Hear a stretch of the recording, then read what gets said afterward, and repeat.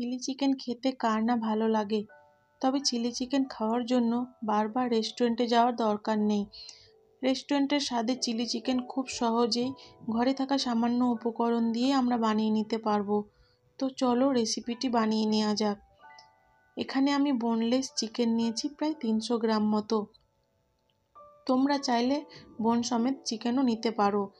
তাতে পরিমাণ মতো লবণ, গোলমরিচের গুঁড়ো, লাল লঙ্কা গুঁড়ো, আদা রসুনের পেস্ট, ময়দা, কর্নফ্লাওয়ার, একটা ডিম ও তেল দিয়েছি।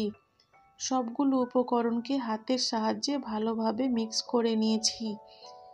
এখানে ম্যারিনেট করা চিকেন চাইলে তোমরা কিছুক্ষণ রাখতে পারো, কিন্তু আমি এটাকে সঙ্গে সঙ্গে ডুবো তেলে ভাজার জন্য রেখে দিয়েছি। চিকেনগুলো উল্টে পাল্টে সময় নিয়ে ভালোভাবে বাদামি কালার আসা পর্যন্ত আমি ভেজে নিয়েছি। ভাজার সময় আমি গ্যাসের ফ্লেম মিডিয়াম টু লো রেখেছিলাম। চিকেন ভাজা হয়ে গেলে তুলে একপাশে রেখে দিয়েছি। এরপর একটা বাটিতে tomato ketchup, green chilli sauce, red chilli sauce, soya sauce, সামান্য পরিমাণ চিনি ও জল দিয়ে ভালোভাবে মিশিয়ে নিয়ে একটা সস তৈরি করে নিয়েছি। পরিমাণগুলো সব আমার স্ক্রিনে দেওয়া আছে, তোমরা সেখান থেকে দেখে নিতে পারো। এরপরে কড়াইয়ে তেল দিয়ে তাতে শুকনো লঙ্কা, পেঁয়াজ কুচি, রসুন কুচি ও আদা কুচি দিয়ে 2-3 মিনিটের জন্য ভেজে নিয়েছি। বড় করে কেটে রাখা পেঁয়াজ ও ক্যাপসিকাম দিয়েছি।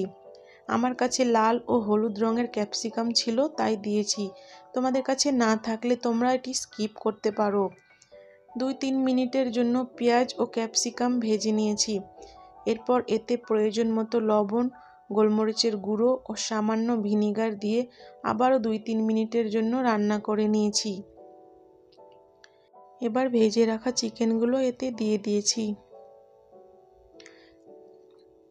কিছুক্ষণ নাড়াচাড়া করার পর আগে থেকে যে সসটা তৈরি করে রেখেছিলাম সেই সসটা এখানে অ্যাড করে দিয়েছি। আবারও কিছুক্ষণ নাড়াচাড়া করার পর কর্নফ্লাওয়ার মিক্স করা জল ও কটা কাঁচা লঙ্কা দিয়ে দিয়েছি। আমি এখানে ড্রাই চিলি চিকেন বানিয়েছি, তাই অল্প পরিমাণে কর্নফ্লাওয়ার মিক্স জল ব্যবহার করেছি। তোমরা গ্রেভি রাখতে চাইলে এর পরিমাণ বাড়িয়ে দিতে পারবে। সব শেষে পেঁয়াজ পাতা উপরে ছড়িয়ে দিয়ে 1 মিনিট রান্না করার পর নামিয়ে নিয়েছি। দেখলে তো কত সহজে তৈরি হয়ে গেল রেস্টুরেন্টের স্বাদের চিলি চিকেন।